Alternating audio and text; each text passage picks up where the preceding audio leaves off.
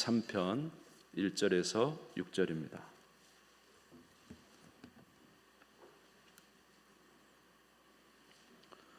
시편 23편 1절에서 6절 구약성경 818쪽이 되겠습니다.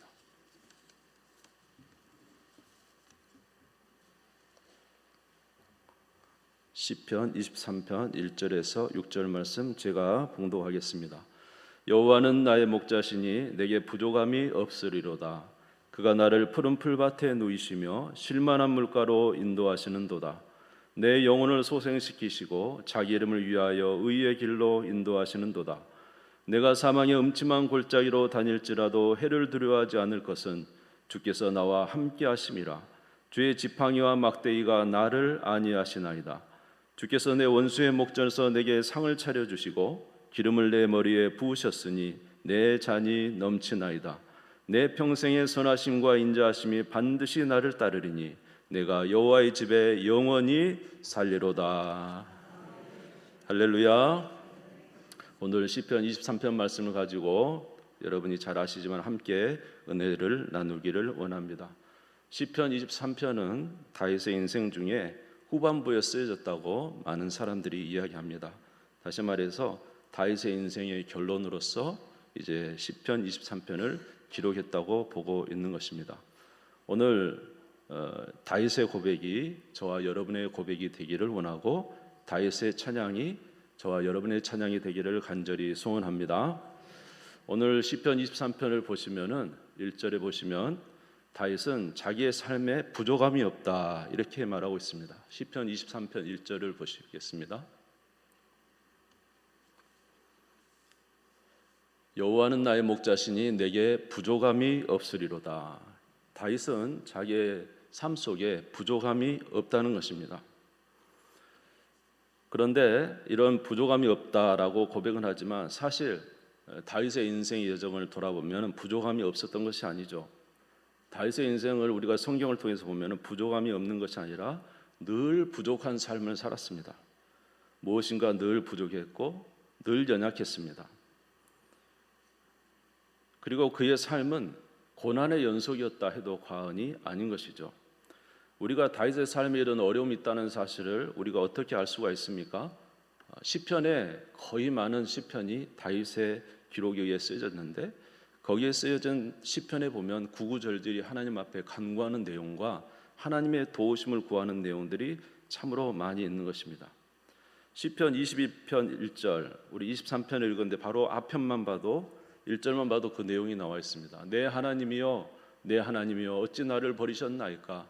어찌 나를 멀리하여 돕지 아니하시오며 내 신음소리를 듣지 아니하시나이까? 주님 앞에 자기의 어려움을 간구하고 있습니다. 시편 13편 2절에도 보면은 나의 영혼이 번민하고 종일토록 마음에 근심하기를 어느 때까지 하오며 내 원수가 나를 치며 자랑하기를 어느 때까지 하리이까? 다윗이 지은 시편에 보면은 자기가 영혼이 번민하고 근심하고 있다고, 하나님은 언제 나를 도우실 겁니까? 이렇게 계속 하나님 앞에 자신의 연약함을 간구하고 있습니다. 그런데 다윗은 오늘 시편 23편에 보면은 나에게 부족함이 없다라고 말하고 있습니다. 왜 다윗이 이렇게 부족함이 없다고 말하고 있을까요? 그의 인생의 끝자락에서 부족 없는 인생이다라고 말하고 있는 이유가 무엇입니까? 그것은 시편 23편 1절을 다시 보면 우리가 알 수가 있습니다. 시편 23편 1절을 다시 보겠습니다. 우리 같이 읽겠습니다. 시작.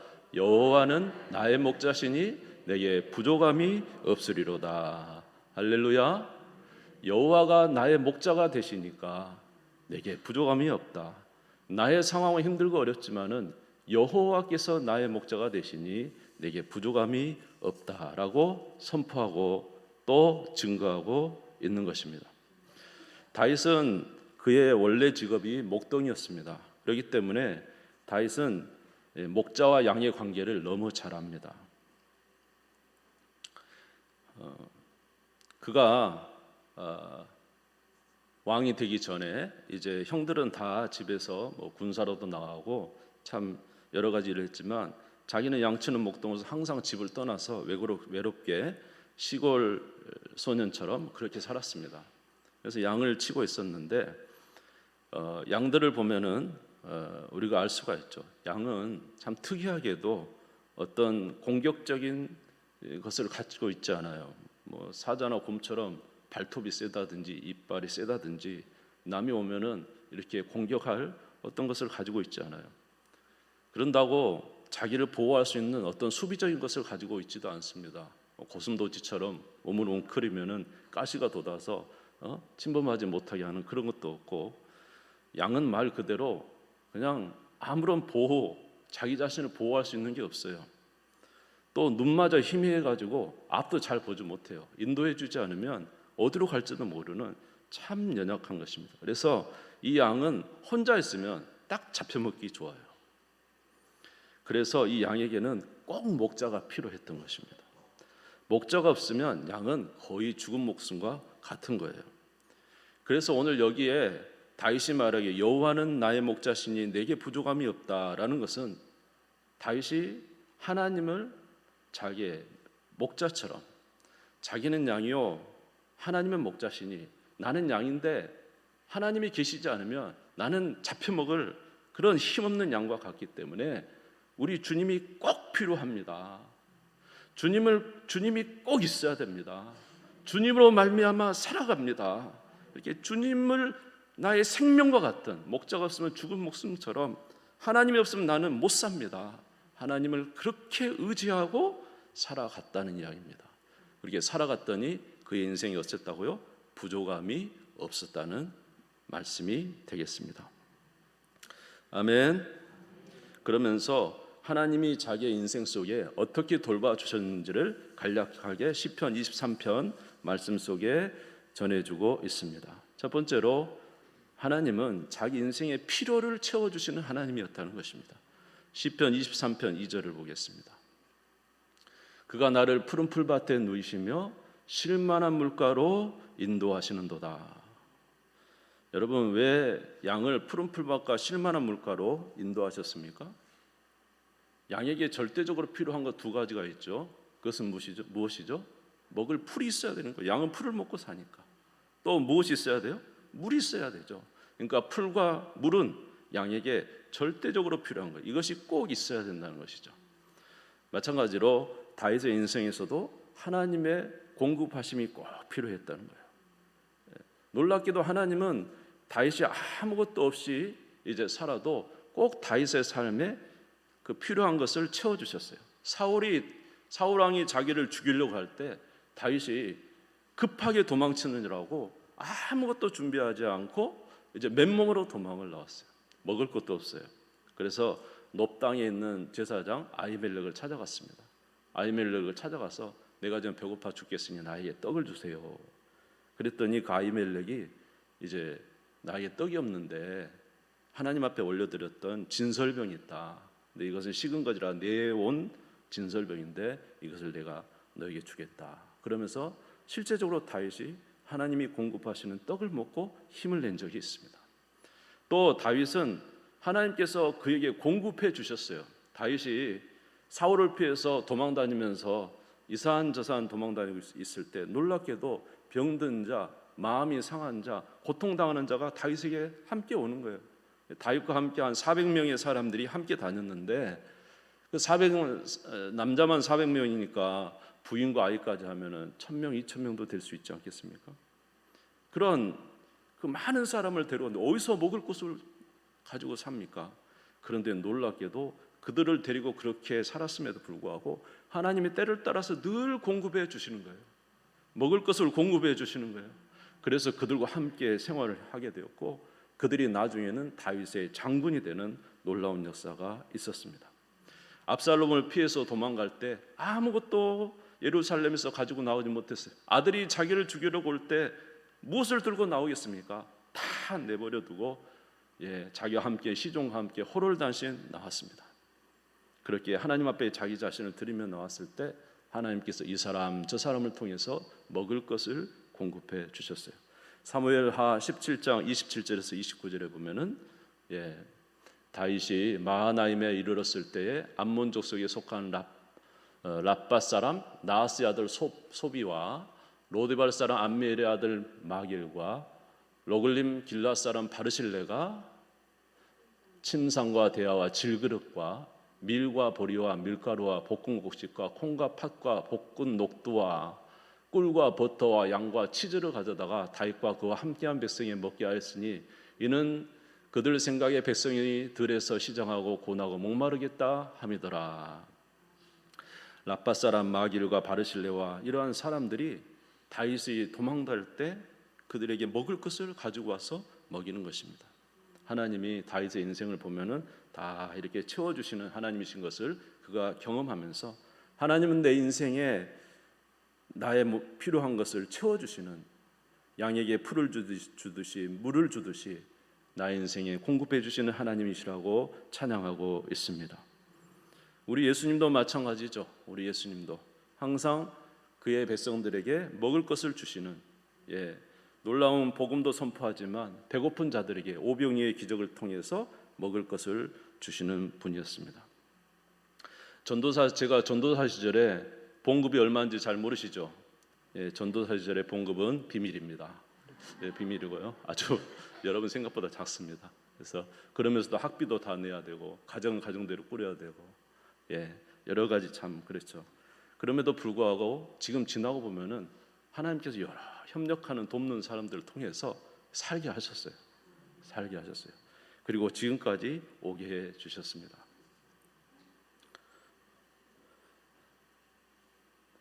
가족 이야기라 좀 그렇지만은 저희 아버지가 목회를 하면서 이제 목회해 오셨습니다. 그래서 보면은 어머니가 처음에는 이제 가정 장부를 써요. 장부를 더하기 빼기 써요. 근데 나중에는 안 써요. 어차피 많이 났으니까. 많이 났는데 쓰면 뭐합니까? 속만 상하지. 그래서 나중에 안 썼어요. 그런데 신기하게도 지금까지 하나님께서 다 살아오게 하셨습니다. 다 살아오게 하셨어요. 할렐루야. 살아오게 하셨어요. 우리 집이 뭐 풍부하게 막 이렇게 막 부자처럼 그렇게 살지는 않았지만 한 가지 확실하게 말씀드릴 수 있는 게 있어요. 부족하지는 않았어요. 먹고 싶을 때 먹을 수 있었고요. 뭐 우리가 크게 막 헤프게 쓰는 건 아니지만 필요할 때 하나님이 공급해 주셔서 살 거 사게 하시고 하셨어요. 두 자녀 결혼 잘 시켰어요. 잘 시켰어요. 뭐 좋은 걸 다 주지 못했지만 그래도 하나님이 공급해 주셔서 스스로 이렇게 살 수 있도록 해 주셨어요. 그래서 한 가지 확실한 것은 우리가 주님만 붙들고 살면 분명히 굶지 않고 아멘 충분히 채워주시고 우리에게 더 풍족한 것으로 채우시는 분이다. 이 사실을 저는 확실히 믿고 있습니다. 예수 안에 궁핍하지 않습니다. 예수 안에 주님이 주신 은혜와 꼴이 충만하여 그 안에서 얼마든지 살 수 있다고 저는 확신합니다. 두 번째로 다윗이 고백한 것 무엇이냐면 자기의 영혼을 소생시키는 하나님이었다는 거죠. 그 하나님은 부족하신 분이 아니었다는 거죠. 여호와를 목자로 삼고 사니까 자기의 영혼을 소생시키는 하나님이었다. 시편 23편 3절을 보겠습니다. 내 영혼을 소생시키시고 다윗이 왕이 되었지만은 다윗의 인생이 평탄한 것이 아니었어요. 다윗의 인생은 참 어려움이 많았고 어쩔 때는 정말로 나락으로 떨어져서 더 이상의 소생이 불가능한 그런 상황들이 있었습니다. 예를 들어서 사울 왕을 피했는데 사울 왕이 온 군대를 다 데리고 와서 이제 다윗을 감싸거든요. 피할 길이 없어요. 절망적인 순간이 이렇죠. 그래서 이제 더 이상의 뭐 좌로도 우로도 동으로도 서로도 갈 수 없는 그 순간에 이제는 인생이 끝났구나 하고는 있을 그때에 놀랍게도 하나님이 적군 블레셋을 보냅니다. 블레셋을 보내서 사울 왕이 다윗을 잡으러 가던 것을 멈추고는 블레셋과 전쟁하러 가버리죠. 그래서 다윗이 살아나게 돼요. 하나님이 소생하게 하셨어요. 아멘. 다윗이 시글락이라는 곳에서 이제 살게 돼요. 블레셋 땅 근처 시글락이라는 곳에 살게 됐는데 이제 전쟁을 하러 갔다가 와 보니까 아말렉이라는 이방 민족이 싹 자기 동네, 자기 시글락 동네를 다 불태워버린 거예요. 다 불태워버리고는 이제 부인들 다 데려가 버리고 자녀들 다 데려가 버리고 어디로 간지를 몰라요. 그러니까 그동안 그렇게 다윗을 충성하며 따라다녔던 다윗의 이제 함께했던 사람들이 돌을 들어서 다윗을 쳐서 죽이려고 합니다. 그럴 때 다윗이 정말로 이제는 어떤 소망도 없고 힘도 없었어요. 그런데 그때 그가 누구를 의지했습니까? 하나님을 의지했어요. 하나님. 할렐루야. 하나님을 의지했어요. 우리 사무엘상 30장 4절에서 6절 한번 보겠습니다. 4절 6절 같이 읽겠습니다. 시작. 다윗과 그와 함께한 백성이 울 기력이 없도록 소리를 높여 울었더라. 다윗의 두 아내 이스라엘 여인 아히노암과 갈멜 사람 나발의 아내였던 아비가일도 사로잡혔더라. 백성들이 자녀들 때문에 마음이 슬퍼서 다윗을 돌로 치자 하니 다윗이 크게 다급하였으나 그의 하나님 여호와를 힘입고 용기를 얻었더라. 할렐루야. 정말로 이제 절대절명의 순간인 거예요. 그럼에도 불구하고 누구를 힘입어?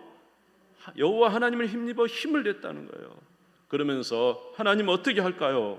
그러니까 하나님 말씀하세요. 쫓아가라. 어디로 갈까요? 가라고. 일단 갔어요. 가다 보니까는 어떤 아이가 쓰러져 있는 거예요. 그래서 그 아이를 이렇게 세웠더니 애굽 소년이에요. 먹을 것을 주면서 이제 기력을 돋았어요. 그랬더니 너가 어디서부터 왔느냐? 그러니까 나는 애굽 소년인데 그동안 아말렉 사람과 함께 있었습니다. 아말렉 사람이 무엇을 했느냐? 예, 시글락에서 시글락을 다 불태워버리고 거기 있는 사람들을 데리고 갔습니다. 그래? 그러면 아말렉 사람이 지금 어디 있는지 네가 아느냐? 예, 저를 죽이지만 않는다고 하면 제가 그것을 알려드리겠습니다. 밤새도록 쫓아가가지고 가봤더니 아말렉 사람이 막 춤추고 술 먹고 놀고 있어요.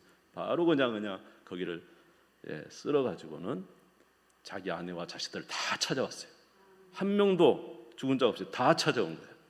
아멘. 사무엘상 30장 18절에서 19절 한번 보겠습니다. 30장 18절에서 19절 같이 읽겠습니다. 시작. 다윗이 아말렉 사람들이 빼앗아갔던 모든 것을 도로 찾고 그의 두 아내를 구원하였고 그들이 약탈하였던 것 곧 무리의 자녀들이나 빼앗겼던 것은 크고 작은 것을 막론하고 아무것도 잃은 것이 없이 모두 다윗이 도로 찾아왔고 할렐루야. 다 찾아온 거예요. 여러분 낙심해 버렸으면 어떻게 되겠어요? 하나님이 힘을 주신 거예요. 다윗아 왜 그렇게 슬퍼하고 낙심했느냐? 내가 있지 않느냐? 내가 하는 대로 행해.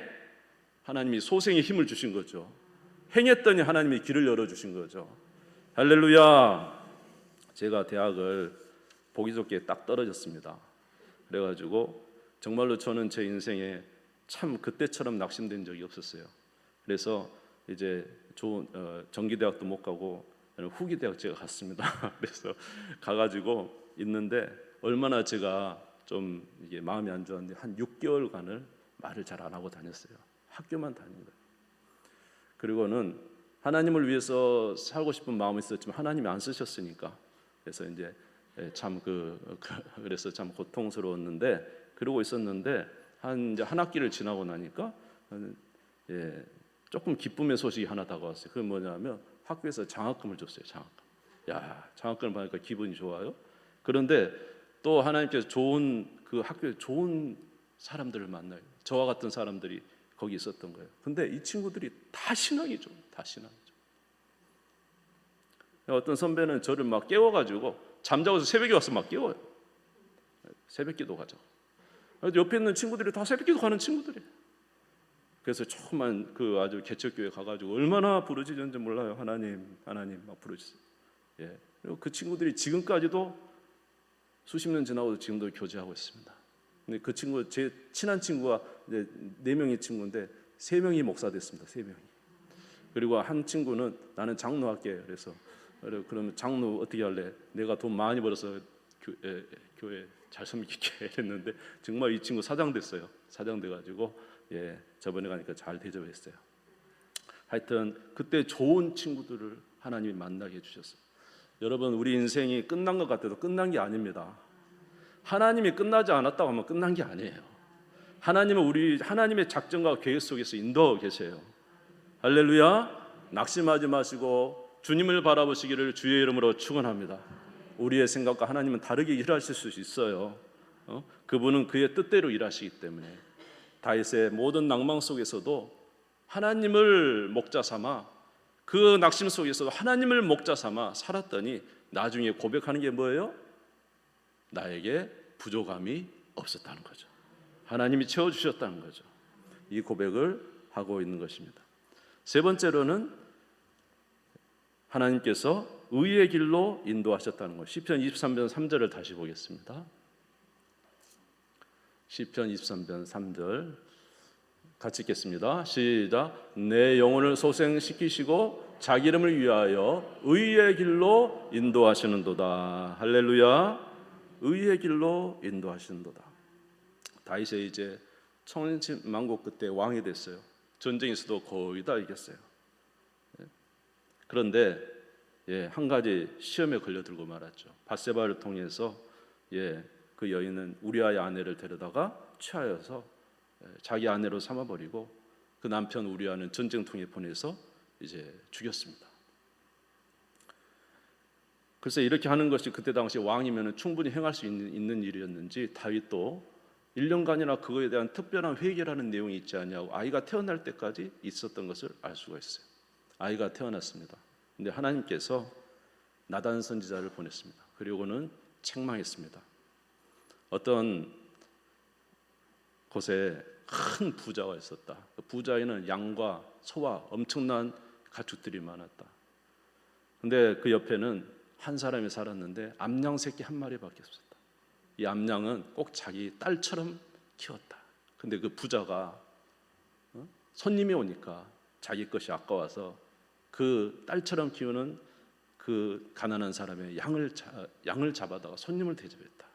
너 같으면 이 사람한테 당신 같으면 이 사람이 어떻게 하겠습니까? 그랬더니 다윗이 말합니다. 그 사람은 반드시 잡아 죽일 사람이다. 어떻게 그런 악을 해갑니까? 다윗이 막 말했어요. 그러니까 나단 선지자가 말해요. 당신이 바로 그 사람입니다. 당신이. 그러면서 아주 그냥 얼마나 그냥 그를 책망하는지. 자, 사무엘하 27장 7절에서 9절 보겠습니다. 사무엘하 27장 7절에서 12장 7절에서 9절. 사무엘하 12장 같이 읽겠습니다. 시작. 나단이 다윗에게 이르되 당신이 그 사람이라. 이스라엘 하나님 여호와께서 이와 같이 이르시기를 내가 너를 이스라엘 왕으로 기름 붓기 위하여 너를 사울의 손에서 구원하고 내 주인의 집을 내게 주고 내 주인의 아내들을 내 품에 두고 이스라엘과 유다 족속을 내게 맡겼느니라. 만일 그것이 부족하였을 것 같으면 내가 내게 이것저것을 더 주었으리라. 그러한데 어찌하여 내가 여호와의 말씀을 업신여기고 나 보기에 악을 행하였느냐. 내가 칼로 햇사람 우리아를 치되 암몬 사람의 칼로 죽이고 그의 아내를 빼앗아 내 아내로 삼았도다.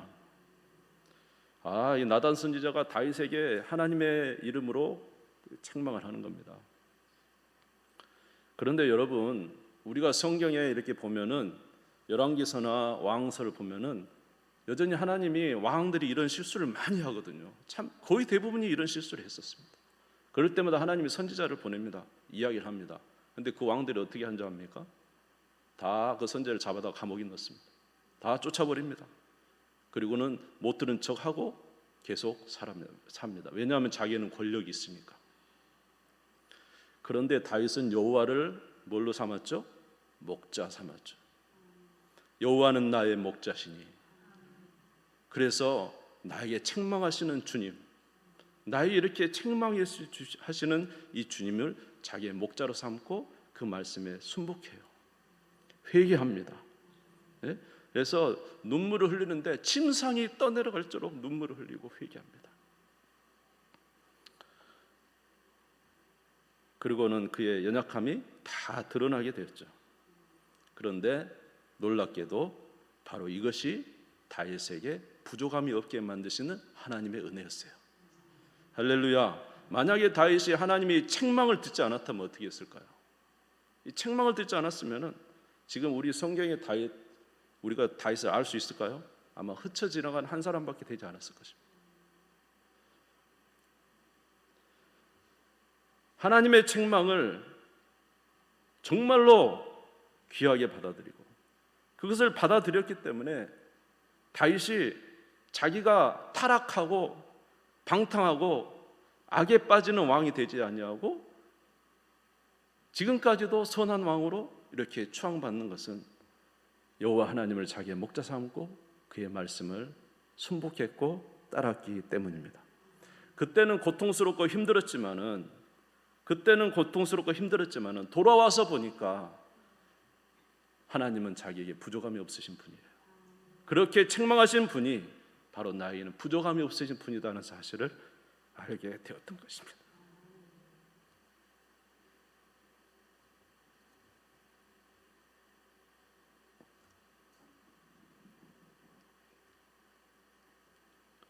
히브리서 12장 7절에서 8절 말씀 보겠습니다.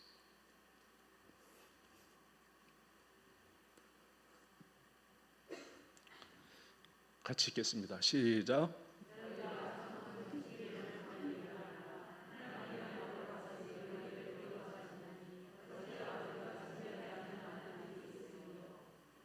팔절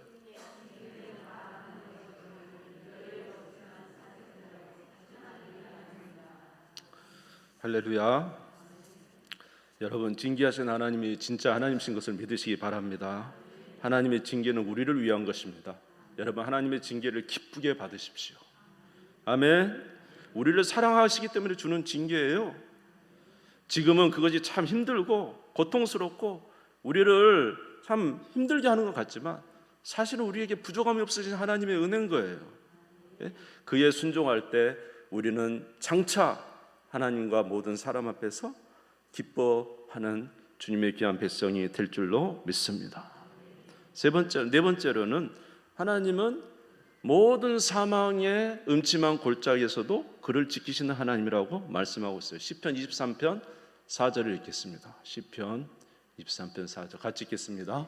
시작. 내가 사망의 음침한 골짜기로 다닐지라도 해를 두려워하지 않을 것은 주께서 나와 함께 하심이라. 주의 지팡이와 막대기가 나를 안위하시나이다. 할렐루야.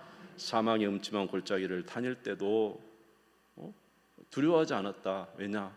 하나님이 나와 함께 하셨기 때문에.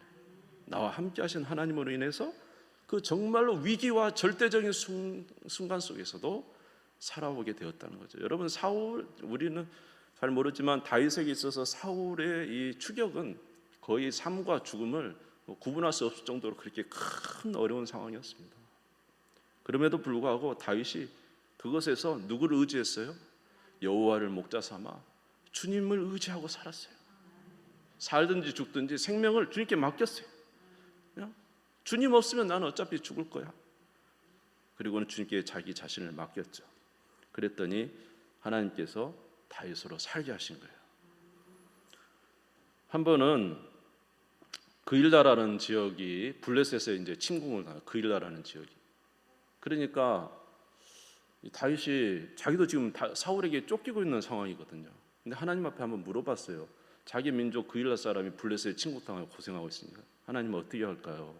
그러니까 블레셋을 가서 쳐라 그런 거예요. 그래서 이제 사람들에게 같이 가서 치자고 한 거죠. 그랬더니 사람들이 말해, 아니 우리도 도망다니는 상황에 무슨 가서 블레셋을 칩니까? 그러니까 그래도 가자고 그래서 가서 블레셋을 쳤습니다. 그리고 이제 그일라를 구원했어요. 그런데 그일라가 이렇게 딱 이게 이 전체적인 산으로 이렇게 둘러싸여 있어서 참 도망가기 어려운 것이죠. 이 말을 듣고 사울 왕이 다윗을 죽이려고 쫓아옵니다. 그럴 때 이제 다윗이 또 물어봅니다. 하나님, 이 그일라 사람들이 저를 사울에게 넘기겠습니까? 이렇게 물어봅니다. 우리 같으면은 그일라를 구원해 주었기 때문에 그일라 사람들이 다윗을 도와줄 것 같잖아요. 여러분, 사람 믿으면 안 돼요. 사람 믿으면 안 돼.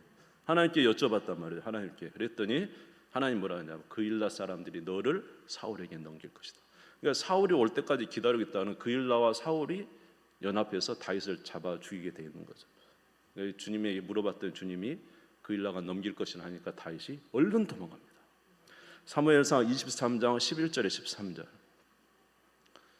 그일라 사람들이 나를 그의 손에 넘기겠나이까? 주의 종이 들은 대로 사울이 내게 내려오겠나이까? 이스라엘 하나님 여호와여 원하건대 주의 종에게 일러 주옵소서 하니 여호와께서 이르시되 그가 내려오리라 하신지라. 다윗이 이르되 그일라 사람들이 나와 내 사람들을 사울의 손에 넘기겠나이까 하니 여호와께서 이르시되 그들이 너를 넘기리라 하신지라. 다윗과 그의 사람 600명가량이 일어나 그일라를 떠나서 갈 수 있는 곳으로 갔더니 다윗이 그일라에서 피한 것을 어떤 사람이 사울에게 말하며 사울이 가기를 그치니라. 할렐루야. 사망의 음침한 골짜기에서 항상 하나님 앞에 물어봤어요. 나의 목자 주여 어떻게 해야 되겠습니까? 주님이 항상 사망의 음침한 골짜기에서 다윗에게 말씀해 주신 거예요. 여러분, 저와 여러분의 삶이 아무리 사망의 음침한 골짜기라도 주님을 목자 삼아 사시기를 주의 이름으로 축원합니다. 그러면 분명히 주님은 우리로 살 길을 열어주십니다. 행할 길을 열어주십니다. 우리로 복된 길로 인도해 주십니다.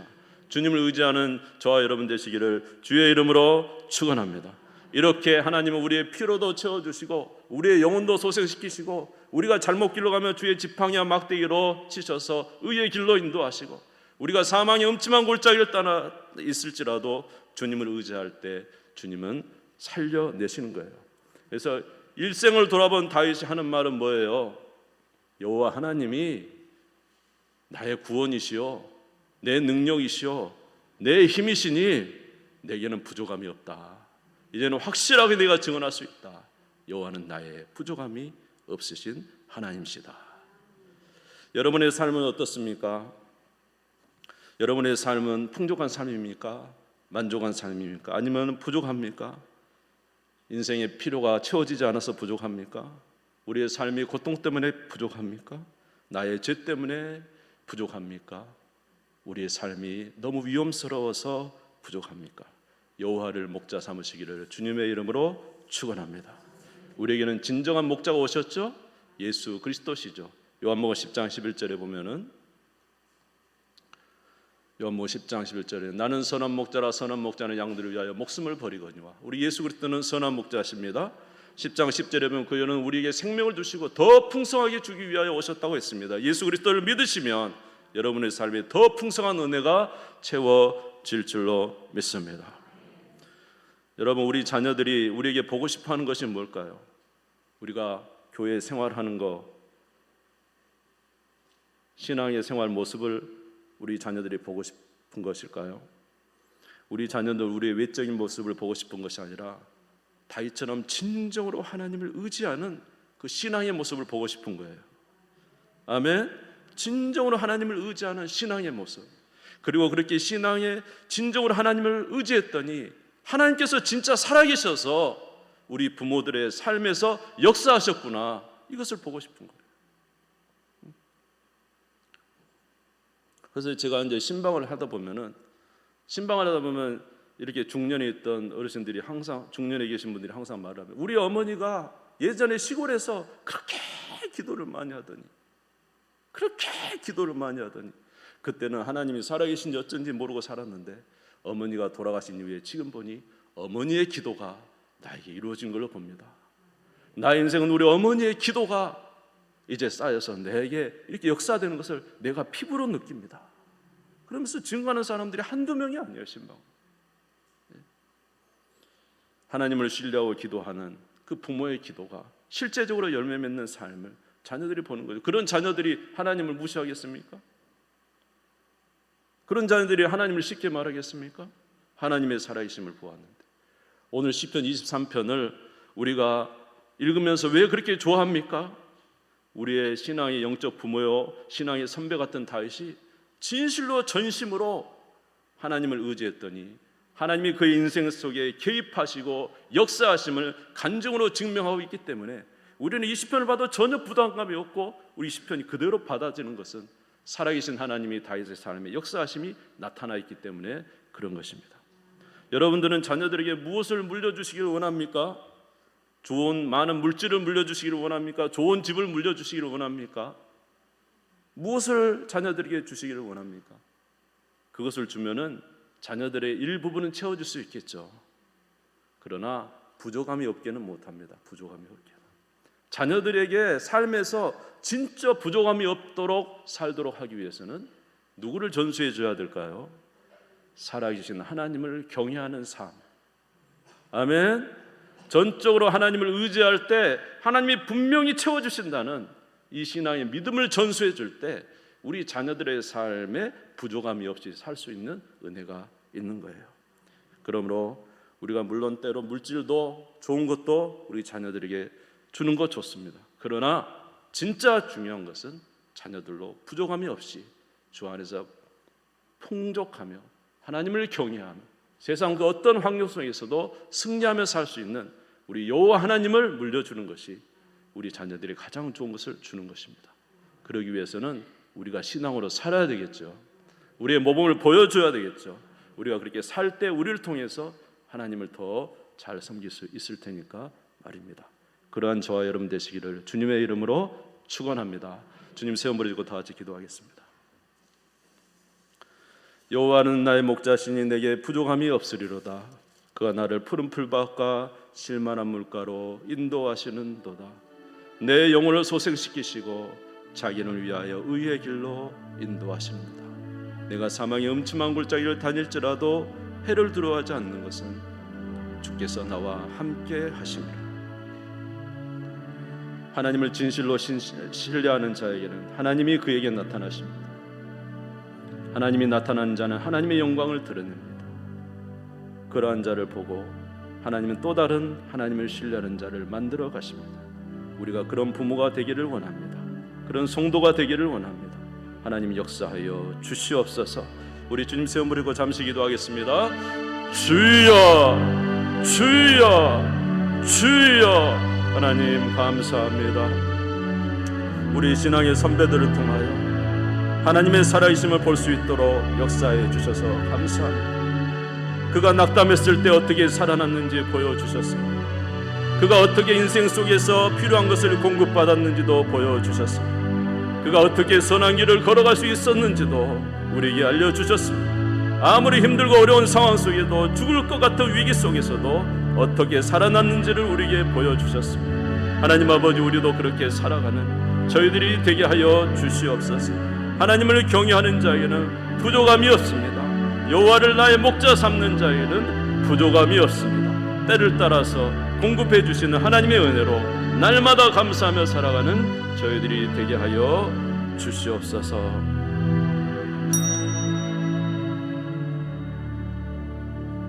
여호와를 나의 목자